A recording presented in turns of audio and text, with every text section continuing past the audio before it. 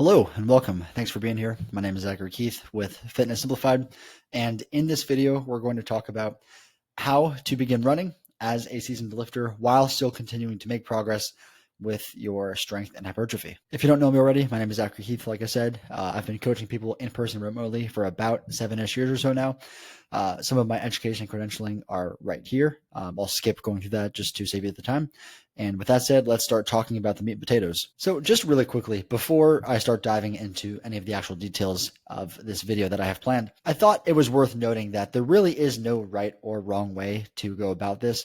And program design in general is as much of an art as it is a science. For instance, if you were to lift some weights, run a little bit, eat enough, and sleep enough, you probably will see some results with your strength, muscle growth, and running, albeit maybe not great results if you're just doing things willy-nilly, but some results nonetheless. If the interference effect is at all a concern to you, that is the idea that cardio will inhibit gains in strength or muscle growth, I do have another article and video where I discuss that, because I would largely see that more as a myth than a fact, although there are some programming considerations when you are combining strength and endurance endeavors.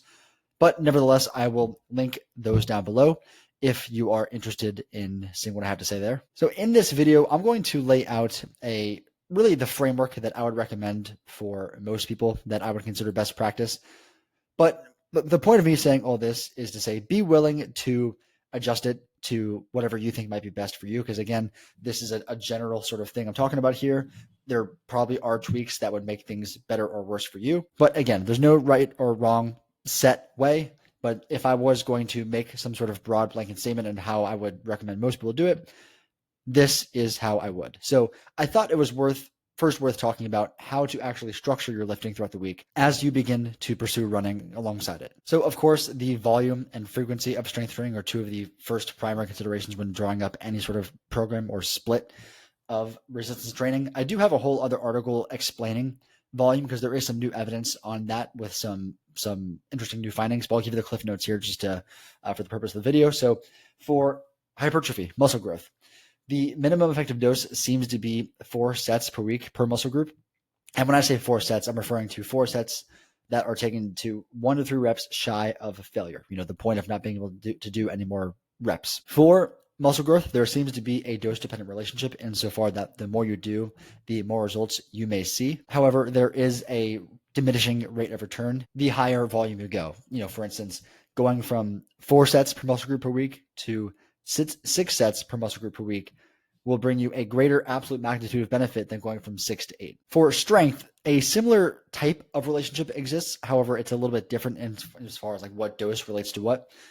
So in trained and untrained people, the minimum effective dose to see any increases in strength over time seems to actually be one hard set per week. And again, more seems to be better, but only up to about 5 or 6 sets per week is at least what the latest evidence shows. In my opinion, for resistance training in general, the sweet spot tends to be 6 to 12 sets per week for most people. But again, I have a whole other article discussing volume in more detail, so I will link that below if you think that would be helpful to you. Frequency refers to how many times per week a muscle is going to be trained. So if you're doing, let's say, 10 sets of chest per week is the dose you're imposing upon yourself.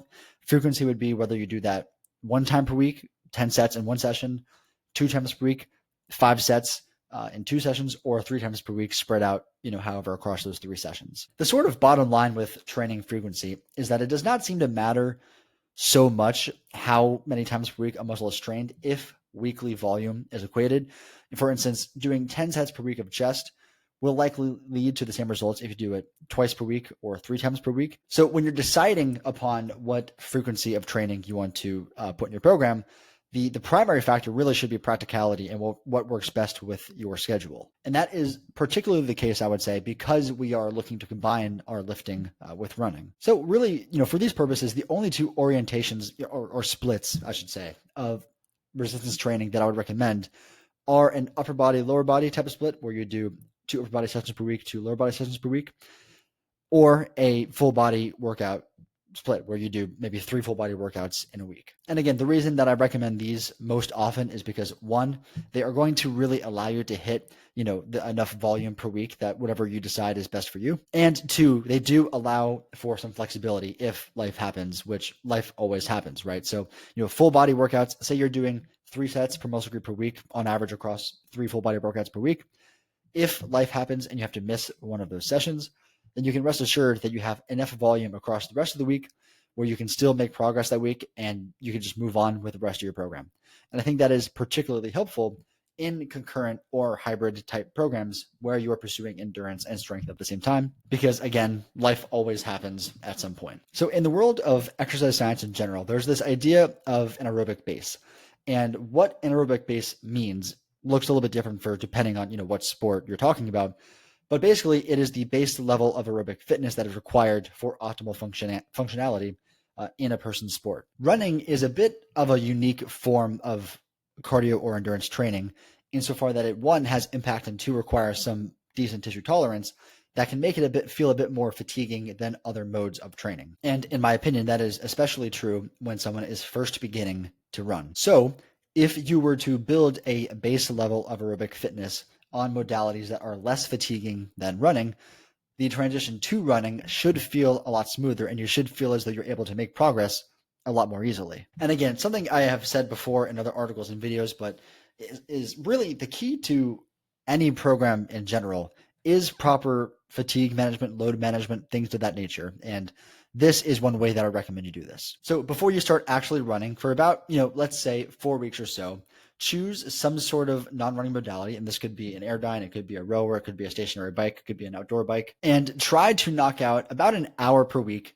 split up across the week, however you want, at about, let's call it a low intensity. And at this point, you could call a low intensity just whatever you subjectively perceive as low intensity. You could use heart rate and just call it 50 to 75%-ish of heart rate max. But again, let's say you chose a stationary bike, for example. If you knocked out an hour per week, and again, you could probably split that up however you want, and you did that for about 4 weeks, there would be some noticeable improvement in aerobic fitness. And at that point, when you begin to run, it should feel a bit more smooth, the transition into this discipline. So assuming you've done that, let's talk about how to actually begin running and what your running should look like as a lifter when you first get started. So what I would recommend is to identify a tolerable weekly dose. Now, this could be running 2 to 3 times per week for a mile and a half, 2 miles, 3 miles, whatever feels tolerable. It doesn't feel too strenuous. People vary a great deal in terms of like what their starting level is, but it should feel tolerable and that you don't require, it shouldn't feel like you require a ton of recovery after the session. So for example's sake, let's say you decided to run 2 miles 3 times per week. I would do this for about 4 weeks and don't even worry about progression at this point. Just do the dose that feels tolerable to you and let your body start to build that sort of tissue tolerance to the impact and to running specifically. And again, because running may be technically more intense than whatever you did for the cross-training modality we did before this for the aerobic base development, it will in and itself be a bit of a progression. And again, I would just do whatever intensity feels low or tolerable, so that again, it could be 50 to 75% of your maximum heart rate.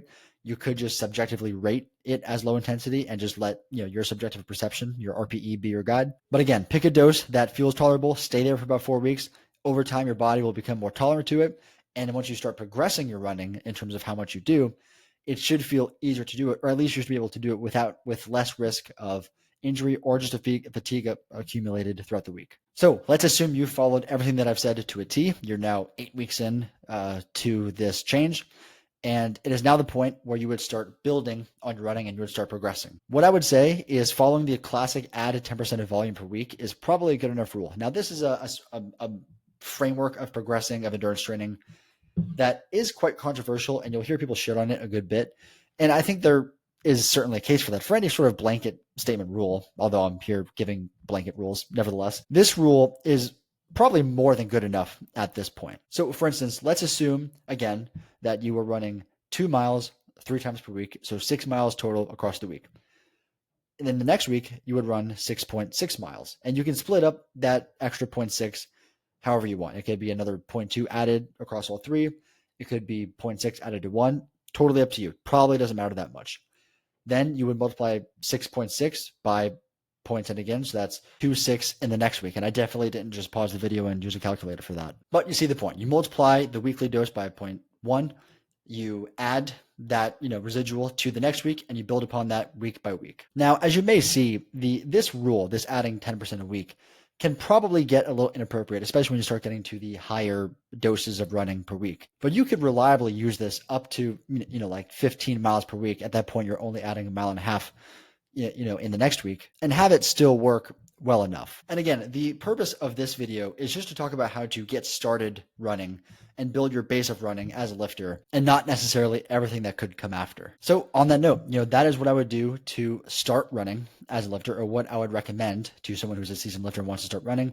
And then at this point, how you structure your running is really entirely dependent on what you want to get out of running. I hope you can appreciate that if you wanted to pursue a 5K and you just wanted to improve your time there, how you go forward would look a lot different than if you wanted to pursue a half marathon or a full marathon. And just to be clear, none of these distances are better than the other. I would even go as far to say that a 5K all out is more painful than a best effort marathon. And that's really because of the specific energy system you use in a 5K that is a little bit different than a full marathon. But nevertheless, I don't list these here to say that one is better than the other. You can choose whatever you want. But if you chose to train for a 5K, you might jump right into doing, fartleks, tempo runs, high intensity interval training, all that sort of fancy stuff. Whereas if you want to pursue a full marathon, you might just continue to build tolerance and distance over time. So it's going to look a lot different depending on what you want to get out of running. But again, those are conversations for another day. So I'm going to end this here. I hope you found this helpful and or interesting. And if you have any sort of questions, please do not hesitate to leave them below. Thanks again, and I'll see you next time.